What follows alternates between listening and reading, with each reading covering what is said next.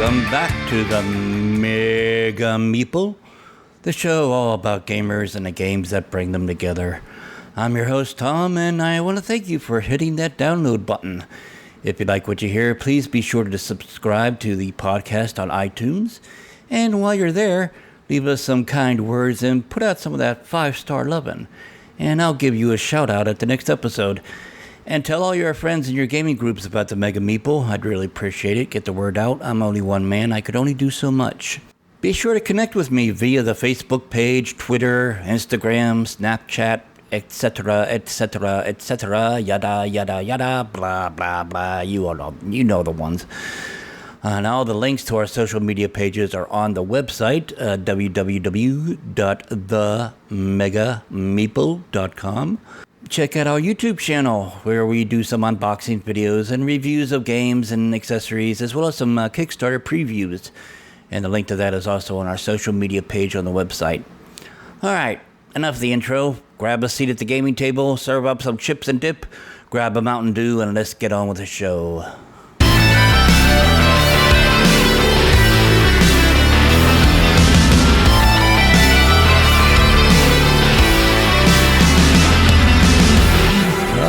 Welcome back to the Mega Meeple. This is episode 16, and I hope all you guys have come back safe from Gen Con 50, and you're all settled back into the mundane rhythm of everyday life, and hopefully you didn't have to take another vacation just to recover from your outing at Gen Con. And for those of you, I hope you all got the games that you were looking for. And now starts the long week of reading rule books. Thrillsville, ain't we got fun? Well, my copy of Stop Thief Kickstarter copy finally arrived.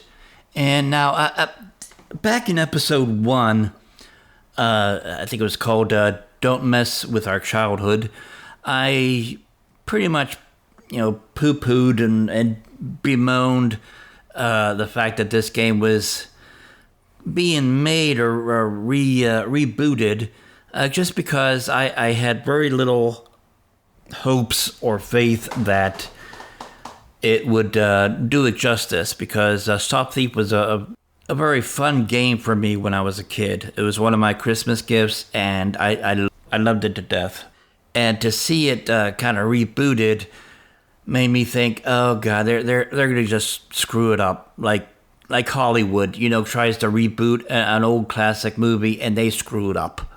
Well, since I spent a whole episode 1, it was probably not the best way to start out in the podcasting world, but since I dedicated an episode of bemoaning the reboot and recreation of Stop Thief, I thought that it would only be right if I dedicated this episode to just publicly apologize.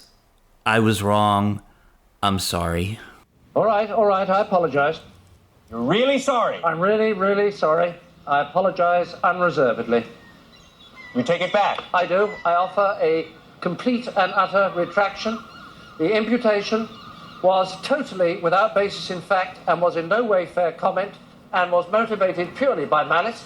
And I deeply regret any distress that my comments may have caused you or your family.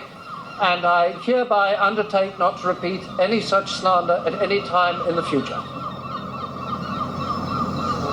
Okay. Restoration Games just did a phenomenal job on this. They just hit it right out of the park. They kept just enough of the classic 79 version to make it nostalgic, but they improved and added enough stuff to bring it to the modern day gamer. First of all, just the use of the app.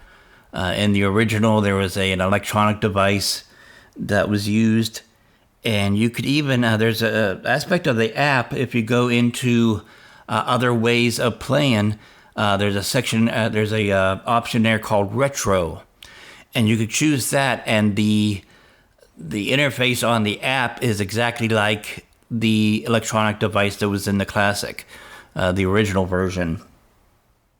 In fact, that is the only part of the app where you're able to listen back on the previous 10 clues, just like you were able to do on the original. On the keypad, 0 was the most recent clue, and then from 1 to 9, you were able to go back to previous 9 clues, so you could kind of review where the thief was and what movements they made. Now, at the current time, that option is not available on the app for this version, although Restoration Games has said that they were working on adding that at a future date, because that's one of the most requested options that people are wanting. In the original, the money was basically your Monopoly paper money. This version, the money are the actual plastic card stock, which is a good upgrade. The original version, you basically rolled dice and moved your police officer. This one, they did away with the dice, and each investigator has their own unique deck. Each card in the deck allows them so many movements, as well as some unique effects and abilities that's specific to that investigator. So, for example, the blue Meeple investigator, Vivian O, she has movement cards ranging from 2 to 11. One of her special abilities is that she is able to move onto or through window spaces. The purple Meeple, Drake Benedict, he has movement cards ranging from 2 to 10. And his special ability is that he is able to move another investigator 4 spaces. So that's a good, take that mechanic. If you think that one other investigator is getting a little too close to the thief and you want to get first dibs on him, you could move that investigator farther away from him. The yellow Meeple, Tad Magnum, he has movement cards ranging from 1 to 12, and he doesn't have any special abilities, basically. The black Meeple, Sandra Jones, she has movement cards ranging from 2 to 9, and her special ability is that the first 3 spaces that you move outside of a building are free. The green Meeple, Pepper Gonzalez, has movement cards ranging from 3 to 10. Their special ability is before moving, they could take $1,000 from another investigator. Then finally, the red Meeple, John Jimmy James, has movement cards from 3 to 9. He also does not have any special abilities. So even though the game shows on the box 2 to 4 players, there's 6 investigators, so it's very conceivable that you could play up to 6 players. The app has the different levels of difficulty, and the thief acts in different ways based on the difficulty level that you choose. And then you can even customize those things and create your own levels. Also on the app, you're able to see that at a future date, they will be adding a solo mode, a cooperative mode, and a one versus all mode. But overall, the production of it is stellar. It's very good.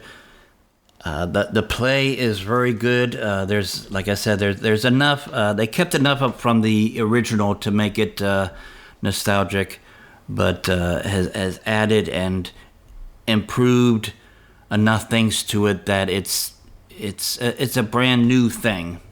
So, Restoration Games, Rob Davio and Justin Jacobson, I apologize that I besmirched your game before even passing judgment on it before it got released. But I did back it. I did receive it. So it was money well spent. And thank you so much for giving people like myself, us old geezers, a way to be able to relive our childhood and play a game that we loved so much when we were kids and still have it be fresh enough that it appeals to the modern day gamer. Thank you.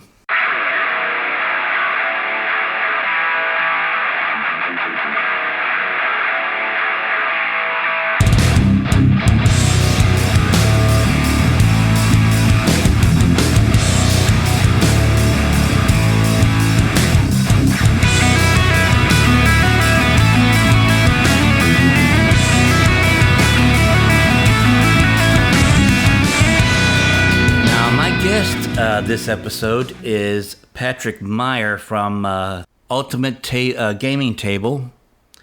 Now, this interview was recorded about a month before the Kickstarter went live.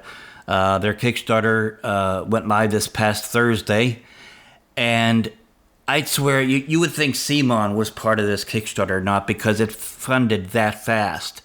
I think it reached its goal. It reached 100% in less than 5 minutes. I think it was like a 3-minute that it actually and at the time of I'm recording this, it's well over the 1,000% mark of funding. So they just really hit that thing out of the park on Kickstarter. But here is an interview that I had with Patrick and the Ultimate Gaming Table about the Kickstarter and their unique approach to gaming tables. I think you'll be really intrigued by it because I think they got a winner here. Check it out. All right, welcome back to the Mega Meeple, and I've talked in the past about the gaming tables, and I know a few weeks ago I addressed the demise of Geek Chic in an episode called Rest in Peace Geek Chic, but I mentioned back then that a lot of new things are going to start sprouting up as a result of that, and some of these other gaming tables are going to start getting some more business that would have normally been routed to Geek Chic probably. But and in light of that, we have a new approach basically to the gaming table. And right now we have as our guest Patrick Meyer of the Ultimate Gaming Table. How you doing, Patrick? Great. Thanks for having me. Thank you. Thanks for coming on. You guys have been making quite a few waves and stuff on Facebook and social media. And tell us a little bit about this Kickstarter you have going on right now. Yeah, well, thanks. So it's only been about 2 weeks since we went public, I guess, with the ideas around how we would approach, putting together a great table and accessories and a system to game on. And I have to say, you're right, the response has been fantastic. We wanted to, Jamie McBain, who's my design partner on this, he and I have worked together in consumer products for many, many years and have brought a lot of things to market, everything from Halo action figures to video game products to kids and toy consumer products. So we've got a long history and experience with doing these types of things. And we looked at the game market, and we're gamers and we're fans ourselves, and we wanted to create a platform, a system that was primarily focused on what's great for the gamer and what's great for that type of activity and how to support that activity. And, really different than maybe coming at it like the rest of the folks have done in the past, furniture first and game second. We're game first and game second is really our approach. Excellent. Now you have the Kickstarter that begins on August 24th. Is that right? Yeah, that's right. August 24th, and right now we're just finalizing it, but looking to run it for 35 days. Okay, well, good. Now, give us sort of like what I call the barroom napkin scenario of how the idea of the table came about. Yeah, thanks. So one of the things that Jamie and I have been involved with for some time is computer-aided design, and as it relates to woodwork and developing products such as that, as well as laser cutting. So we really took a look at the production capability that we had and the design capability that we had, and started with a clean sheet of paper and began to design something in the vein of a table, but then really used the design attributes of what we can do today with the computers and what we can cut with CNC machines and lasers to really force a solution and create a solution that was ideal for gaming. A couple examples.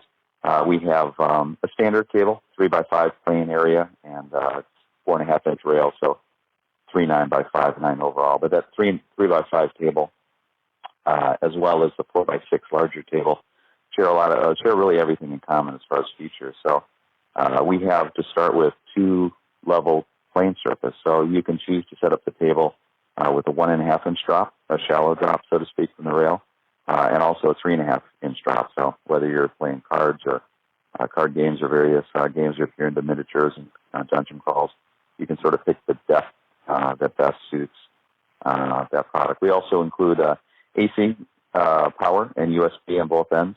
For the people that are interested in that, it's there. It's part of the standard core table package.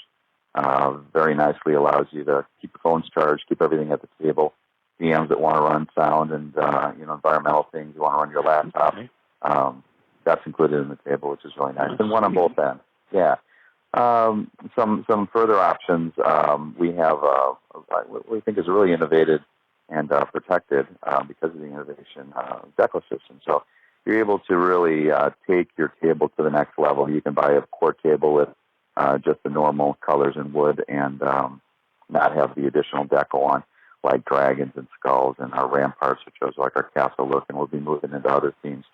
We have Celtic as well. You can choose to leave those off, a little bit more traditional look, and add them at game night, or leave them on all the time. And the nice thing about the modularity is you can remove them in seconds, so you can switch them out, add more themes in the future. So when you pick a very dedicated dragon look, so to speak, with our Ruby Fire Dragon version of Deck 4 that we're launching in Kickstarter, you're not fully committed to that, so you can switch that out and put on really any other deco. We also have an optional full cover for it, so you can create a regular table out of it, which of course can be very convenient. Go ahead, eat on it, get homework done on it, and those types of things, or just have a different way to play on the full table. There's 4 sections, so you can even progressively remove sections if that's part of your gameplay, which is very nice. And of course, you can put the tops on to protect an ongoing game, for later use. One other very interesting protected innovation is you can remove those tops, and those 4 sections. Of course, our question was, Jamie and I, we don't want to store those. We don't want to put them in the closet. What do you do with these 4 big table sections? So what we decided to do is slide them in a very clever way into one of the 4 sides of the table. So each table side has a slot, and you can slide those fully away so they're completely stored under the table. Conversely, you can also pull those out some measure and use those as desks. So when you upgrade to the full cover, you get the ability to turn it into a normal table, but you also, when you're gaming, you can store those away or pull them out into very convenient desks. Also a full rail accessory system, so cup holders with dice trays, dice towers, working on a DM screen, working on a wide variety of accessories as well. All right, excellent. Now, as far as putting the cover on the table, are you then able to use the table as like a regular dining table? Yeah, absolutely. And it sort of brings up one of the differentiators in how we approach design.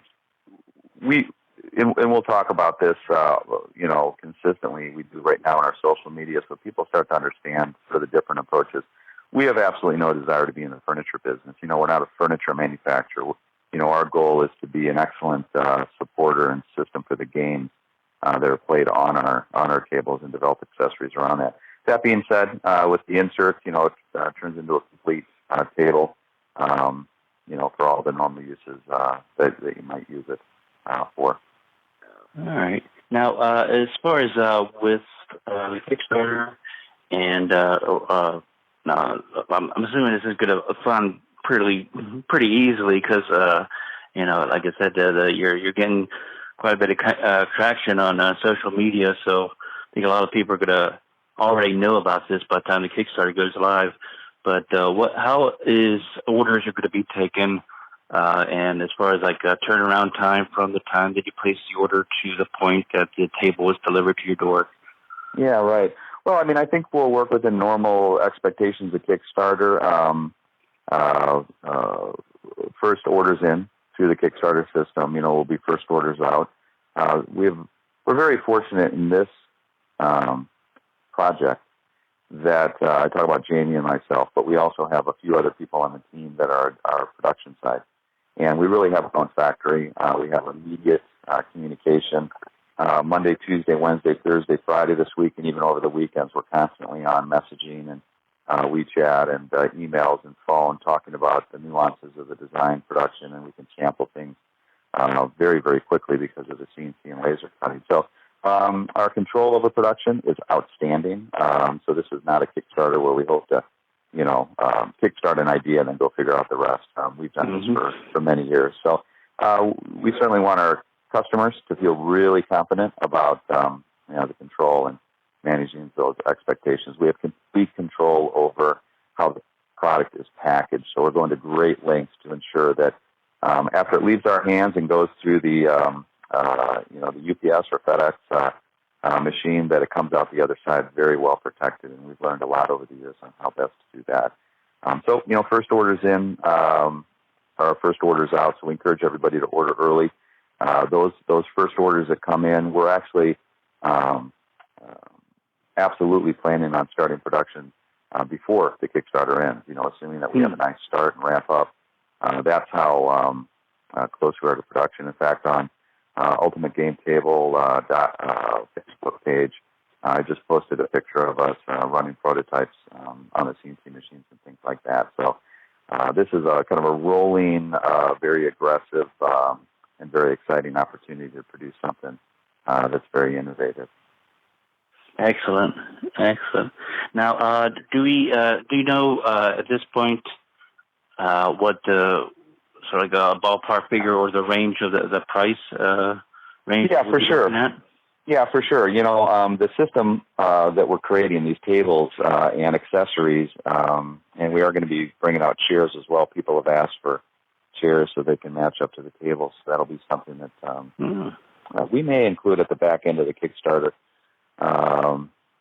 But that's coming as well. But these are, because of the efficiency in production and design, we're able to offer, very high value.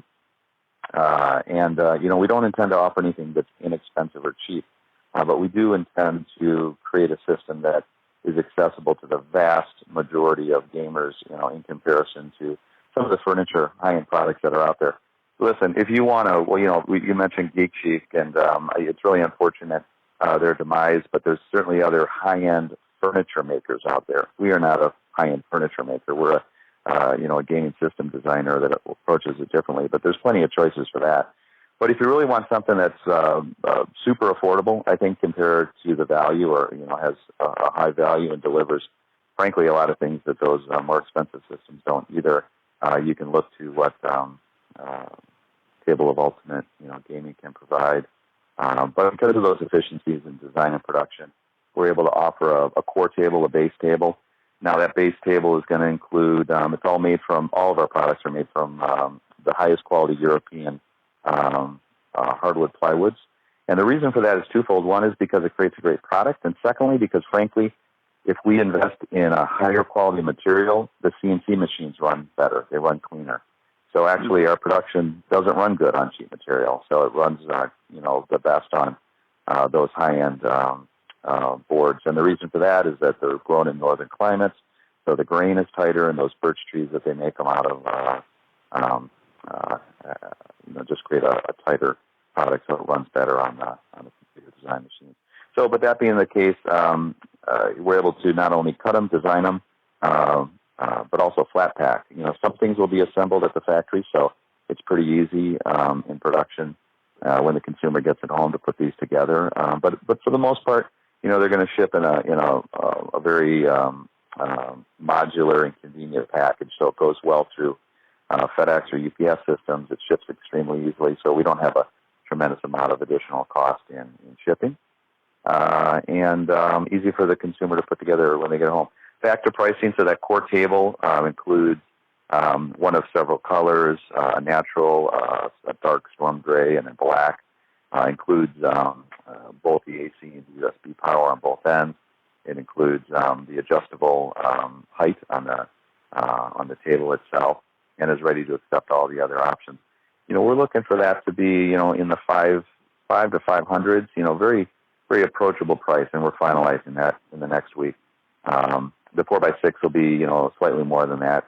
You go to a 4x6, which some people want for Warhammer 40K, X-Wing, some things like that, or if they just want a little more real estate. 3x5 to 4x6, it's interesting. It adds almost 40% more space. So if you've got the space in your house where people want a larger table, we thought it was really important to offer that as an option as well. So both of those then used all the same accessories within their family. 3x5s married up to 3x5s, or 4x6 to 4x6. The system's modular as well, so you can essentially remove a side of each table and take a 4x6 and create an 8x6, or on the long end, or end by end, you can make a 4x12. And that can go on really as long as you want to continue to add tables. So you can create a 50-foot long table, if you want. You can create L shapes. We've got some of that up at ultimategametable.com, some of the images of the L shapes, the U shapes. So really an amazing table, so the person who buys a 3x5, they can literally double, triple, quadruple their space over time if their needs increase, or maybe they own a gaming shop, or another venue where a larger table. So that's another important, I think, differentiator for the product. That's really good, because especially with most gamers that I know, at least in my social circle, are living in apartments and stuff like that, so they have a very finite real estate available to be able to put the tables in, or to try to get some kind of a gaming room atmosphere as part of your apartment. And then people, once if they get married, they move from an apartment to a house, their table could basically expand with the space that they have with moving.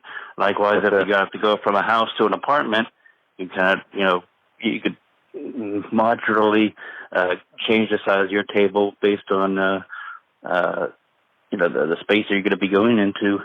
And it seems that people that go for the furniture, woodworking, more higher end type of woodworking furniture, is people that have houses, and it's like they're going to stay there for a long time, and they want something that's going to be a fixture for a long time, rather than most of us that are kind of moving around from place to place every 2 or 3 years. Yeah, that's right. I mean, listen, we love the beautiful high-end tables, and that's just fantastic, but it's just really a whole different approach. I mean, we offer a wide variety of things that those tables just don't by default, and that's no fault of their own. But we try to create a system that if you love gaming, you want to have that system do everything it can to support, the competitiveness, the fun that everyone's having, and you try to make something that you literally can't outgrow. You literally can't outgrow this table. That's neat. That's neat. So the materials and stuff that you're using, particularly for the things that you're able to custom your table with the inlays and the decorations and stuff like that, those are high reliable, good quality stuff. So the constant, putting on and removing them, inserting them, removing them, that type of thing, is not going to wear the product or the material down. Yeah, absolutely. It's quite simple. The vast majority of the table is made out of various dimensions of high-end birch plywood, which is a very, very dense plywood. And it's finished, all of our finishes are, water-based paints. So it's both renewable and a natural product, and no one has to be concerned about, off-gassing or these types of things. Frankly, this high-end birch plywood is probably more durable than most people would ever need. But it's dense, and it machines very well. It turns very well from a woodworking standpoint, and it's actually exactly what we should be making it out of for both production reasons and also for long life and durability for the consumer. Excellent. Now, I understand with the cup holders and stuff will be available, but if people don't have the cup holders, is the surface like water? Are you able to put like a glass of water or something like that, and not worry about coasters? You bet. So the rim or the rail around the outside, as well as the inserts, if you buy the full table covers, that's a very nice high quality laminate. So, the same thing you might find in a kitchen counter or anything along those lines. And then the interior is, if you do not use the pad, we're working on our pads right now, and we'll be releasing more information on how those will be a part of the Kickstarter. But the base surface is also a very nice, beautiful surface. So all of that is, protected. And even the raw wood, or even the wood surfaces, they're all sealed or whatnot. So they're not going to be affected, by water. But any surfaces that you might be putting those types of things on are very protected. Excellent. Very good. All right. Well, like I said, you and you can tell you got you're making quite a splash on social media. So the word is that's great. Spreading. I appreciate it. Yeah. So for people who are listening and haven't heard about this yet, where could they find you? Where could they find out more about you guys and more about the table? Yeah. So I think the most timely, activity that we're doing right now is Facebook. It's a great place to get up-to-minute posts and updates and communicate with us. And that's Table of Ultimate Gaming on Facebook. We also have a private group that you're welcome to join as a fan, and we're doing a little bit more crowd design in there. But I have to say too that we have from the first moment been working with our growing group of folks who are interested in the Table of Ultimate Gaming on Facebook. Also, we're on Twitter. You can search for the same name on Twitter. We're also on Instagram, same name on Instagram as well. But if you look at our posts and you look at the communication that's happening in social media, pretty much every single idea that we have, that we've come up with, that we think is a great idea, that we think we want to launch either in Kickstarter or afterwards, we have been speaking to the community about, showing them pictures, showing them prototypes, making changes. So a quick example, we had a beautiful cup holder that also has an integrated dice tray or storage tray in the front of it. And we loved it, but we were a little bit too close to the trees, and we forgot that people have mugs on cups, so we modified it to now allow a mug to sit in there. So simple modification, but it would have been frustrating, I think, to a lot of people who just got we were thinking cups and bottles, and we forgot about that.